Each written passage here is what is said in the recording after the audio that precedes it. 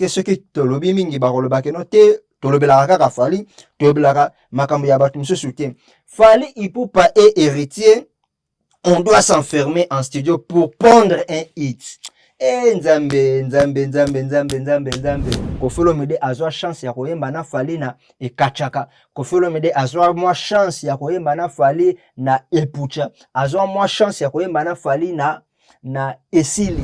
En tout cas, félicitations à l'organisation Oyo Tomoni na kochela bino nanu bilili bombo na nanu la manière ndenge Stade de France et yebi na ko se transformer. Parce que yo Congolais moko bovanda na France, M-soupe na Saint-Denis, M-sou na Épinay, M-sou soki webka na 93 pour nous soutenir artiste moko songolo pakala ozanga koya Stade de France étant que Congolais. Te wele kindoki. Wana penanga ina bengi yango kindoki. Oh bakati stade, oh stade za modulable, papa mama bakiti yango normal kaka des stade za la stade za mobimba. Coup de chapeau à l'artiste oh ezalaki ndoto lelo et comme réalité. En tout cas félicitations à l'artiste. Bato mayele na mayele yo kande baso so na français ou ka sa artiste français ou ka sa bubana la fouine de baso la ou ka sa bubana la fouine. Côté Runa Gogabi, les vrais stars, français. Avec le côté lobby, ben après ça, on va s'en faire mon studio, et on va pondre un mythe. Et lobby si moi batebele, yango na ko senga patience na vie efutaka. To mona ba Robino Mundibu awa ba zela featuring et pas ya Fally batikali kozwate parce que basanki patience.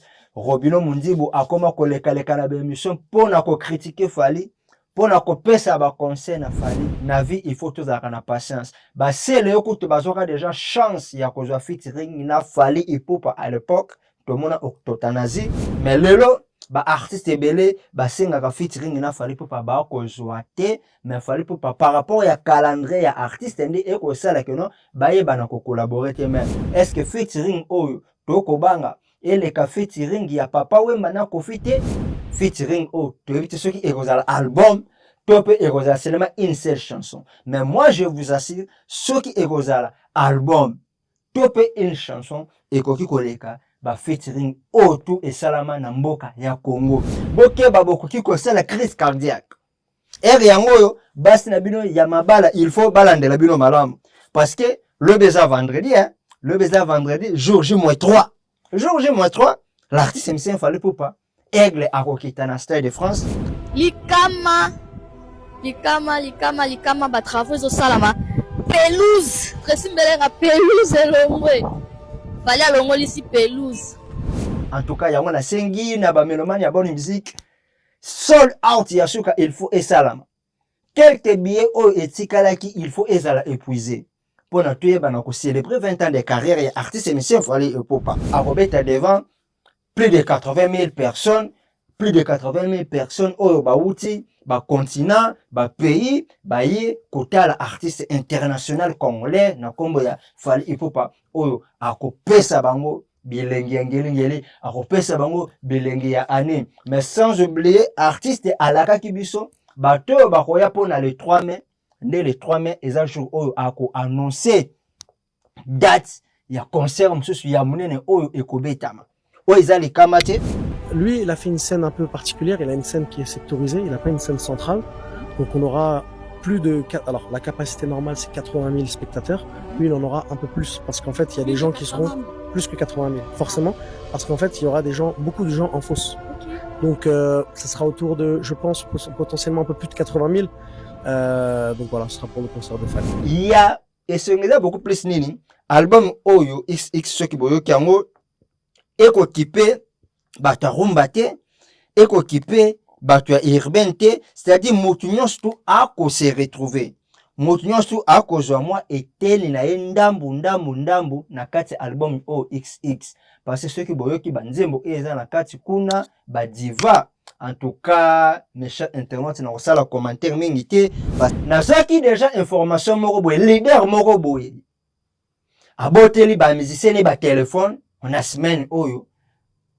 Bakangi bango ba téléphone, bakangi bango ba connexion enfin que pour na batala concert historique événement de l'année sinon te ba musicien na ye ba koki kokima. 21h T, 20h30 T, 20h pile sur scène. Je crois que 18h, ta première scène, 19h, ta première scène, 19h54, bakati. Biso te s'est installé, paf, to bandi. On dirait moi tension ça bien. Tension bien. Et où tu as l'assurance? Et assurance na biso ita panzambe. Biso to s'assurer déjà panzambe depuis temps. Orchestre ni nango na Congo, to pe groupe d'accompagnement ni nango ekoki kosala face na groupe d'accompagnement ya Fally Ipupa F victime. Botala niveau Fally Ipupa akokumela makambo. Na tango bino bolobaka kino te Fally Ipupa alingaka ko propulser batu te. Fally Ipupa alingaka ko kabola gloire na ete mais tomonaki na émission ya Taratata Fally Ipupa ake komema ba musicien na atalisi bango na vitrine mondiale internationale ya émission ya Taratata. Tomoni ba artiste ya Fally ba koyemba oyo eza impossible pona ba artiste ya ba groupe mususu to ya ba orchestre mususu oyo baza local ba betaka na Kinshasa awa émission ya Taratata ba kolekaka mukoloni akabola gloire na ye na mututé lelo susu Fally Ipupa ako kabola gloire na ye na héritier Watanabe ba robino mundi busoki bozalaka patient mbela lelo boko kabola gloire na Fally Ipupa ko bosana te na accord arena ex-bexi tomona robino mundi bo amata na podium. Mais malheureusement artiste monsieur Fally Ipupa a dévoilé ka bisoté ba invité oyo ba kozala na concert na parce que ya lo ba concert eza ya ye soki batu bakoya premièrement pour na Fally Ipupa batu bakoya non pour na batu ba ko accompagner Fally te batu bayaka ba concert ya Fally premièrement d'abord pour na artiste yimoko Fally Ipupa makambo ya Stade de France eko kende tokos semaine oyo nabaki eza semaine ya gola virage semaine glorieuse mbela r oyo ba kofi pe ba kokaki pe kozala ba invité na Stade de France mais total la gloire et comme kozongela Youssou Ndour lelo Youssou Ndour akomane pepe ya ba Warriors na temps o kofinde iflaki ndi azwa gloire nyonso mais to ça bino ata basi na bino na bandako ata bana na bino na bandako bango tout bazaka ba Warriors tout est déjà installé tout ya son est installé balance déjà et ko sala ma tout ma ramener sur est très bien na lobaki oyo akokufa o raté bilengi bobomba baliwa na bino s'il vous plaît bokokufa même ata après les 3 mai tous là nous tout assister na concert oyo ya les deux na les 3 to bossa na les 3 aigles akoya ko annoncer les biso sur date ya sika oeza ma bomba mi. Alors mes chers internautes na pesi mbote na ba bon surtout au bozora libako toujours ya kolanda biso na pesi mbote na DJ Dashi Jacques Chirac mbia na boîte impact na mo fleury Jospin Dor Matondo mbia Karine Nyembo mbia Grâce Grams mbia Naria mbia Christelle Evelyne Makese JDB mbia bo continuer toujours ko s'abonner awande to pesa ba information ya solo awande to ya ko sala ba analyse na bo solo awa to finga ka mutote en tout cas, vous s'abonner massivement. Bonne chance na groupe d'accompagnement F victime. Toko la spectacle. Toko la mililu ya kafu kafu. Toko la oyo nanu te et salama na musique ya Congo depuis Congo zala Congo belge, Zaïre, République démocratique du Congo. Toko la mililu openya na motema ya piyo. Ba oyo bazwa mabala te na concert ya les 2, na concert ya les 3 boya bokozwa mabala. Ba oyo babo tarate mukolo boko kota concert ya Stade de France ya Fally au samedi na dimanche bokozwa mabota Dizanimbia officiel TV tika na pesa message awa.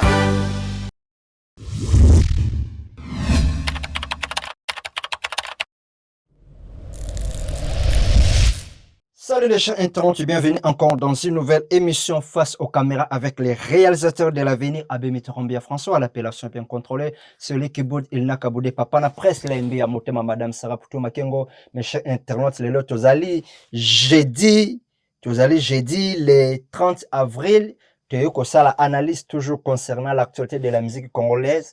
Maïman Soma Koleka na musique congolaise, mes chers internautes. Tokolobela, toujours Stade de France, il fallait pas les aller dernière émission, nazali Kosala pour la semaine lelo, lobby déjà vendredi, na kozoa congé, na koya kosela bino obe, mise au point, tope nakoya kopesa bino compte rendu ya concert oyo ekobeta ma samedi dimanche nde nakoya kosala bino émission mais pona lobi en tout cas mes chers internautes nakosala penza émission te nazwi mwa congé moke mais ya kokama ezali ni mes chers internautes tomoni déjà mise en place eyebi déjà nakosalama na Stade de France marie ya faili ipupa ekokende malamu.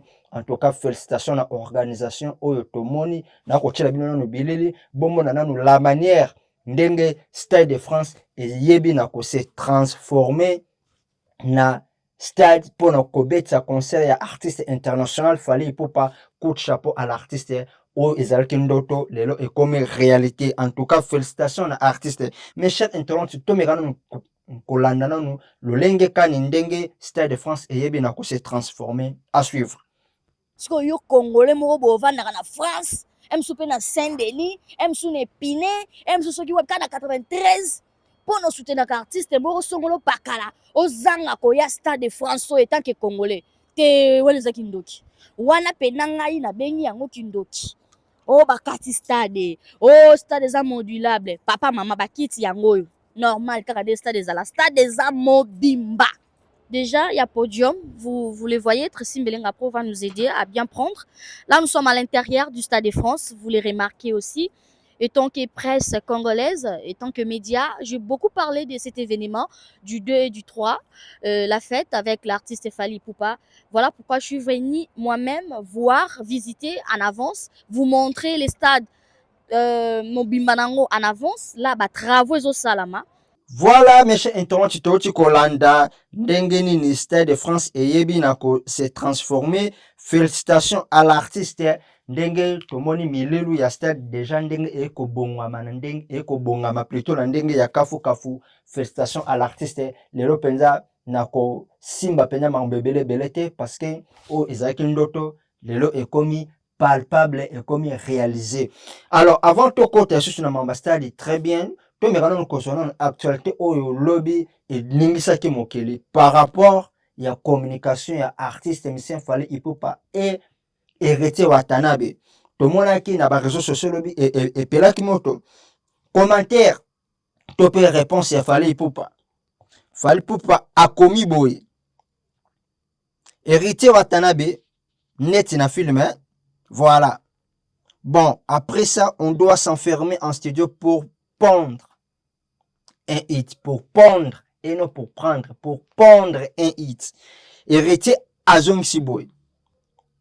Héritier P. Aeko Zong Saboye. Les gens ne sont pas encore prêts ou même préparés à écouter une telle chanson, à purifier l'âme et les oreilles en même temps, grosse force. Featuring ou Fally Ipupa ayebi na kotalisa na misu ya bato na message tope na commentaire mokili mobimba emoni elobisi mwa batebele yango na ko senga patience na vie efutaka tomona ba Robino Mundibu awa bazela featuring epa ya Fally batikali kozwa te parce que basanki patience Robino Mundibu akoma koleka leka na émission pona ko critiquer Fally pona ko pesa ba conseil na Fally akoma lokola moto moko boye tellement eloko ayaki koluka azuike assez révolta. Bato mayele na mayele yokande basoso na français okasa artiste français okasa bubana la fouine ba osola okasa bubana la fouine côté on a Gogabi les vrais stars français avec le côté lobby ben après ça on va après ça on va s'en faire mon studio et on va prendre un minute. Non, ça fait plaisir. Ça fait plaisir. Comme on a Makamba Boye, Sa Majesté les Kisinkeri. Comme on a Biloko Boye, ça fait plaisir. Les artistes comme les photos à la niveau de réflexion l'icône. Héritier Watanabe avait bien compris que ça ne sert à rien. Notre frère, Fally Ipupa, il est en train de faire que de bonnes choses. Les losoto zongi kobeta na poto eza pona Fally. Les losoto zongi kozoba cop. Que non ba producteur bando luka biso ba betsa biso to so ba cacher to lesa bana na biso to sa la famille na biso c'est parce que ndeko na biso oyo abundi abuki ba obstacle oyo ba président ba kokate ba roi ba kokate obstacle o batu ndinga na ndinga ba meka ba ko te me fallait ya bukango na 2020 pour na accord arena. Et puis fumola makambu le Paris la défense, lobby Paris de la défense, le stade de France, le tout monde ba vieux jour ba papa Jossard, nyoka longo ba zongi ko beta ba concert ba beti ba zénith ba sel ba plaisir. Ba fina so man na chambre ba beti ba concert ba sel ba plaisir. Même na ba tamike miko ba déplique ba beti ba concert. Ba frère Nabiso, ba camarade et bandeko Nabiso, ba camarade Nabiso, ba frère école là ba on tout ba beti ba concert, ba tout ba zongo lo beta concert. Le roi de la forêt Igouej, légende, icône, le roi de la jungle, de la finda, le grand Vangantama, Yanowel, Ndiamawer en son, a betara ba concert, déjà la JE les 4, la forêt nationale, ba tout ba zongo lo beta concert, juste là papa chéri nom ta beti mais ba tout ba zongo lo beta. Musique est zongi na niveau. Musique est zongi likolo. Musique est zomia. Pourquoi pas qu'on pèse à moi dans maillot force? Pourquoi pas qu'on soutenir? Ça ne sert à rien. Héritier a compris. Il a juste compris. Et a mérité les lots. Que ça la collaboration a fallu. Oh, et qu'on ningi ça mon kili. A nabi nzembo wana et qu'on quand même wake up na succès. Nzembo wana et qu'on quand même album wake up na succès. Parce que des grands chanteurs y a mo cannabis ou bazo sangana. Mais lobi na tengela bino pe message ya Robino Mundibu par rapport il y a concert ya Stade de France ya fallait pas Robino Mundibu pe akangaki mbebone peke yepe akomaki mais eloko na kolobeza beaucoup plus ces années na vie il faut tous avoir patience ba c'est le ko to bazoka déjà chance ya kozwa featuring na fallait ipopa à l'époque to mona octotanazi ba betango c'est le na fallait pas c'est le azwa chance mais lelo ba artiste belé ba senga ka featuring na fallait pas ba ko zoate mais fallait pas par rapport ya calendrier ya artiste ndi e ko sala que non ba ye bana ko collaborer te mais ba to ba sanga patience soki ba moni fallait pas a causer ça komona ba ko balux kamando ki ba balusi mando ke pa ya fali ko le kalbe mission pona ko surcharger fali ko kosele makambo ko lo baka momi est-ce que featuring oyo to ko banga et les featuring ya papa Wemba na kofite na wake up featuring oh tu évite ceux qui écosal album top écosal seulement une seule chanson mais moi je vous assure ceux qui écosal album top une chanson et koki koleka ba featuring tout et salama na mboka ya Congo ba Kofi Olomide kutu bazwa déjà moi chance ya kosala featuring na fali il faut pas Kofi Olomide azwa chance ya koyemba na fali na ekachaka Kofi Olomide azwa moi chance ya koyemba na fali na epucha azwa moi chance ya koyemba na fali na esili mais lelo héritier Watanabe ye pas eu moi chance ya koyemba na artiste ba koyemba donc la featuring déjà ici et lobisi mokili ebele mes chers internautes tozongeli na likambo ya Stade de France tout le monde déjà ndenge milulu ya Stade de France e ko bongama na miniti ona ko sabino France eza na population au bayambi ba uti par-ci par-là bipai na bipai ba ko célébrer 20 ans de carrière ya artiste musicien Fally Ipupa bokeba ba liglia o bino tu botikali na Kinshasa na ko informer bino soki botie mutema mabete na makambo oyo bokoki kozala na bomoi mulai mais soki botie kaka mutema mabe bovandi na bandako bokotela na téléphone bokonyonga bokeba bokoki kosala crise cardiaque yango oyo basi na bino ya mabala il faut balandela bino malamu parce que le beza vendredi jour J-3 jour J-3 l'artiste musicien Fally Ipupa Aigle à Rokitana Stade de France. Là, nous sommes ici, au Stade de France. Voilà. Likama, ba travaux au Salama. Pelouse. Tresimbelera pelouse et l'ombre. Fallait à l'ombre ici pelouse. Podium yango wana. Donc, et là, on bomba ezate. Nyon seza kitoko, nyon seza bien. En tout cas, yango na sengi na ba mélomane ya bonne musique. Sold out yasuka il faut esalama. Quelques billets o etikalaki il faut ezala épuisé. Pour na tuyeba na ko célébrer 20 ans de carrière et artiste musicien Fally Ipupa. S'il vous plaît, toyebanako célébrer 20 ans de carrière ya Fally Ipupa. Oh, Fally Ipupa a kosala eza fierté ya culture de la musique non congolaise mais africaine. Africaine. C'est africaine.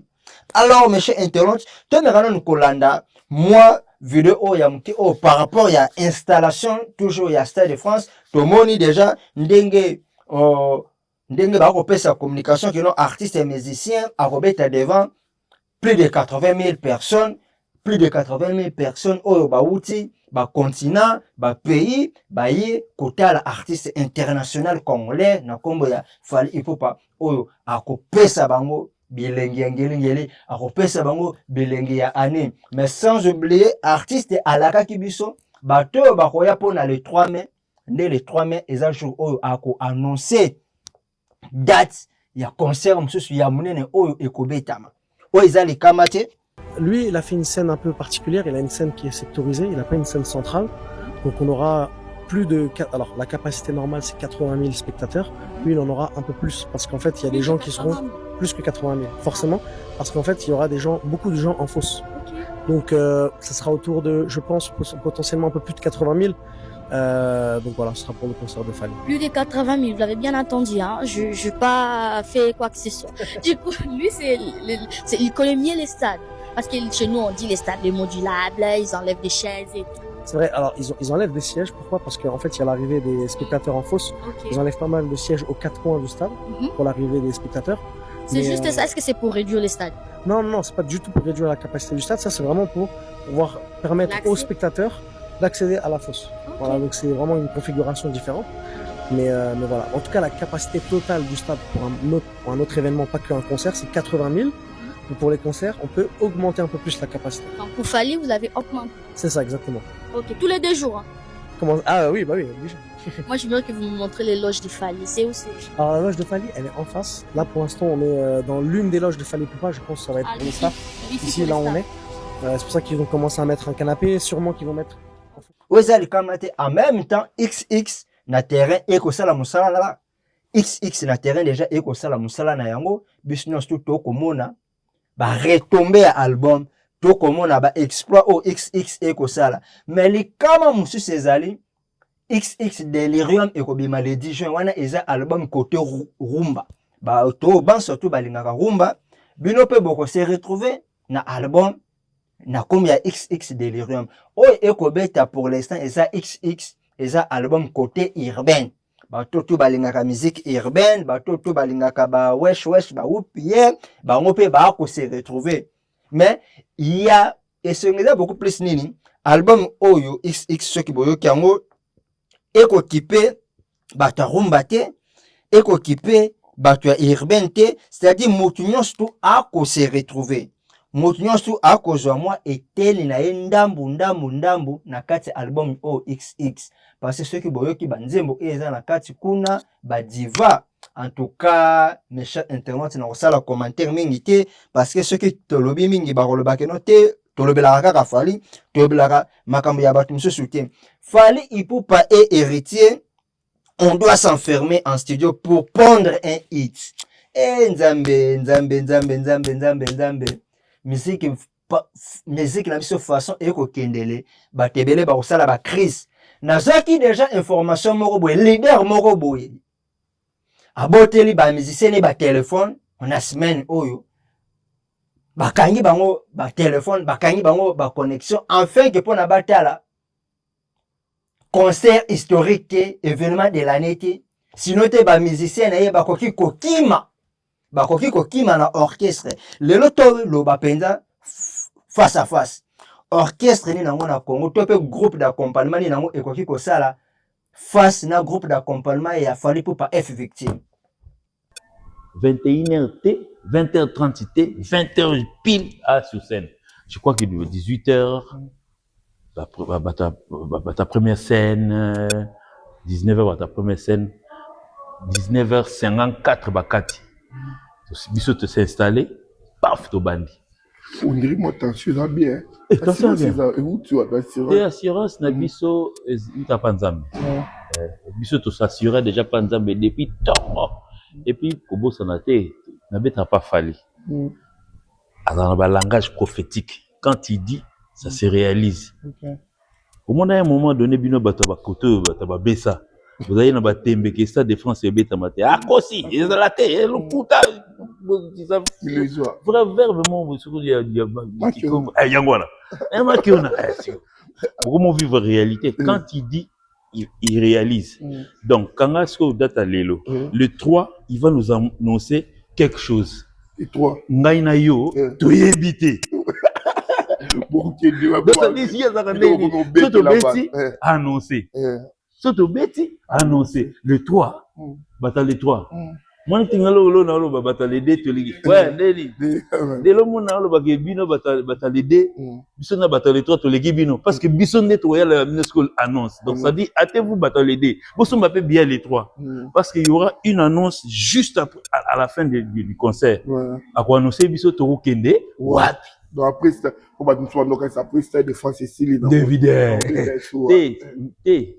Après stade, il y aura quelque chose à faire parce qu'à dans la carrière, il y a 20 ans, c'est quand même peu. Et là que vous allez, parce que votre bon on est Syrie parce que place va commander té.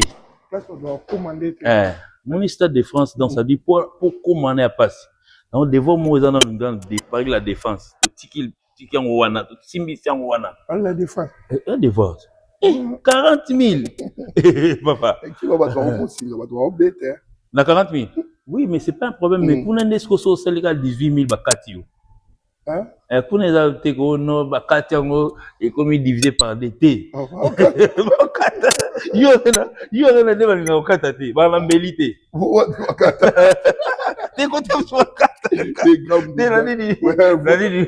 Bakata wapi. Na nini na Kimpwanza bakokata na Grand Hôtel bakokata na yo na mundela yo na ngambelite ngambelite ba pesi no force bobo. Non, force on peut pas refuser ba force mais si ozo ngo pesa mutu maza fort pas comme on combien ata yo mo on ngo pesa mutu maza fort na pesa fali force ana ngo belé vous me garder ma force dans na misale les lango mais là on parle méchanceté terme ça mon a soutenir événement à soutenir. Mais toi tu veux parler de qui parce que na nginazo éviter polémique na mona IPF na biso a payer force oui na bina papa na présent frère na présent non mais sikoyo c'est bon mais celui dont je sers il en a trop. Il en veut pas. Dans sa vie, il dit pas qu'il veut pas. Il peut recevoir, mais quand vous faites trop d'efforts, c'est pour ça qu'il est en train de creuser des écarts par rapport à nous. Vous me dites ndam ngala zanango na mi bombe là. Net inga bo force na ils ont 4%. Vous me na bomba. Vous me inquiétez. Botala niveau fali popa ako kumela makambo na tango bino bolo ba kino te fali popa alingaka ko propulser batute fali popa alingaka ko kabla gloire na ete mais to monaki na émission ya taratata fali popa ake komema ba musicien na atalisi bango na vitrine mondiale internationale ya émission ya taratata to moni ba artiste ya fali ba koyemba oyo eza impossible pour na ba artiste ya ba groupe mususu to ya ba orchestre mususu oyo baza local ba betaka na Kinshasa awa émission ya taratata ba kolekaka mukoloni question mais botala ba mission ya fali popa niveau ba komona na scène internationale ba mission ba leke na émission ya taratata tout le monde a suivi l'émission taratata na France to moni artiste ndenge nini ako propulser bato tout ba accompagner kaye en tout cas félicitations na artiste émission na temps obino bo koloba kino akabola gloire na ye na mututé lelo susu fali popa ako kabola gloire na ye na héritier watanabe ba robino mundi bu ceux qui bozalaka passer mbela lelo bo ko kabola gloire na fali popa ko bosa na te na accord arena ex bexi to mona robino mundi bo amata na podium ba kabola gloire ngo sundenge ni ba kabola gloire na batu ndenge ni fali popa akomata bino na ba concert na ye ya minene yango batu balobi toke bana fopoul samedi oyo héritier pe akoki kozala na podium ya Stade de France Ouera pas koki kozala na podium ya Stade de France. Mais malheureusement, artiste émission Fally Ipupa a dévoilé ka bisoté ba invité oyo ba kozala na concert na parce que ya lo ba concert eza ya ye. Soki batu bakoya premièrement pour na Fally Ipupa, batu bakoya non pour na batu ba ko accompagner Fally te, batu bayaka ba concert ya Fally premièrement d'abord pour na artiste yimoko Fally Ipupa. Toyaka nde koyoka banzembo ya Fally. Toyaka nde kosepela na musique ya Fally et non toyaka pona tomona ba invité. Ndenge tomona ki na ba concert ya batu mususu ebetami awa, bazui ba invité basaleli bango ba affiche. Ba invité baza batu moko boye, il faut bazaka ba invité surprise, c'est-à-dire mutu aye na concert amoni nde invité et non ya kokende kosela bango ba affiche. Total ba concert tout oyo artiste émission Fally Ipupa bot abetaka totikalaka komona te place ako afficher ba kombo topé ako annoncer ba kombo ya ba invité oyo bakozala sur scène ensemble avec lui. En tout cas, félicitations à l'artiste et musicien Makambo ya Stade de France et kokende tokos semaine oyo nabaki eza semaine ya goal à virage, semaine glorieuse. Mbela R oyo ba kofi pe ba kokaki pe kozala ba invité na Stade de France, mais total la gloire et comme kozongela Youssou Ndour. Lelo Youssou Ndour akomane pepe ya ba Warriors na temps o kofi nde iflaki nde azwa gloire nyonso mais suite ya comportement na ye kofi ako raté gloire. Ako raté gloire. Toyeb sabino ata basi na bino na bandako, ata bana na bino na bandako bango tu bazaka ba Warriors. Baza ba Warriors. Lelo tokomona batu msusu soki bakaboni na mutu mona akomi koyeka nzembo ya Fally, bayokaka deja ba nzembo ya Fally. Bayoka. Alors mes chers internautes, semaine oyo, semaine ya gloire. Samedi, toko vivre ndenge aigle akokita. Bota la podium, mais est-ce que ba faire ici ba beta na podium abo, ba kofi ici ba beta na podium abo, na grandeur ya podium abo.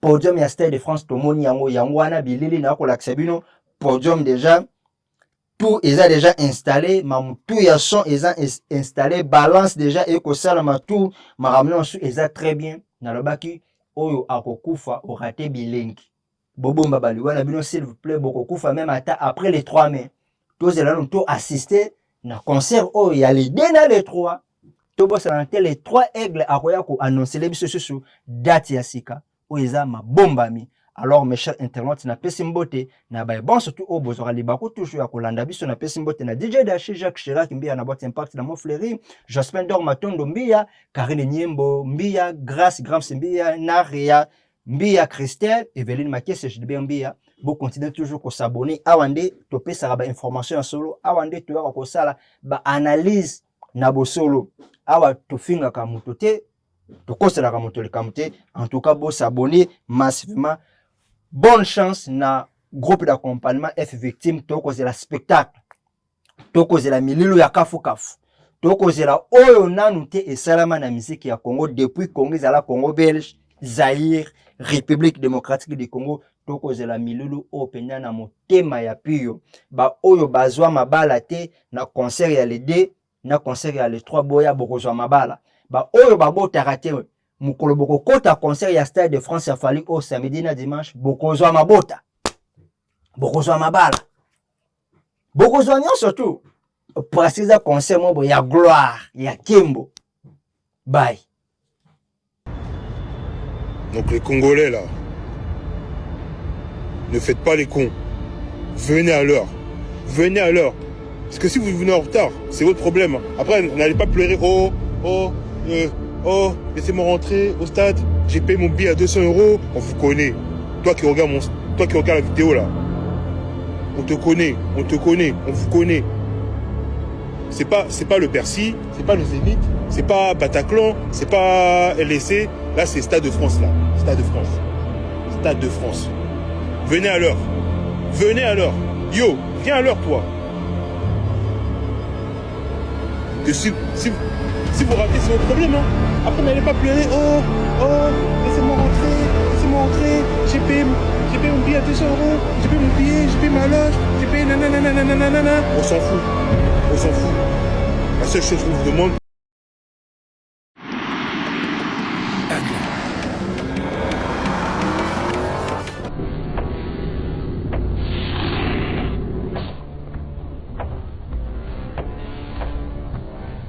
Attends, raccroche pas. Fadi, s'il te plaît, reste des places. Il n'y a plus de place. Le concert est complet. Ah ouais, mais il me rend ouf. Ah ouais, il était où depuis? Allô? Mais je t'avais prévenu, il n'y a plus de place. Ah ouais, c'est bon. Vas-y. Et c'est des fous, les gens. Ouais, c'est bon. Ah, mais il regardera sur Internet, hein, c'est bon.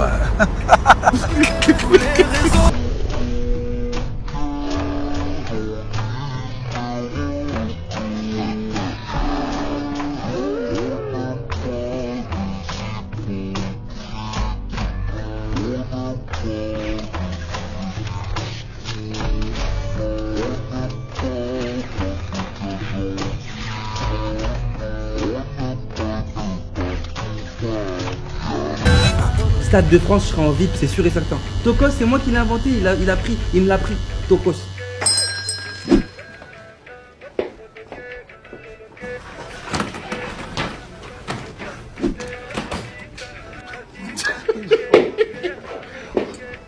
Bon, faut m'expliquer, moi je comprends pas le bazar dans les rues, c'est tout ça, c'est ce style, ces chaînes, c'est ce chapeau, il y a quoi? Il faut me dire. Aigle, annonce-lui la bonne nouvelle. Annonce-lui la très bonne nouvelle.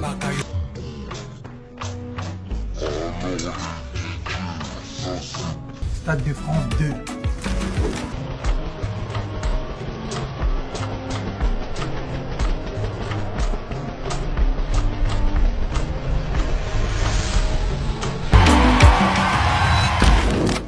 Le Stade de France? C'est une question d'organisation. Hein? Et de professionnalisme. Merci. Stade de France 2. Netina Film. On donnera des places. C'est pas sûr.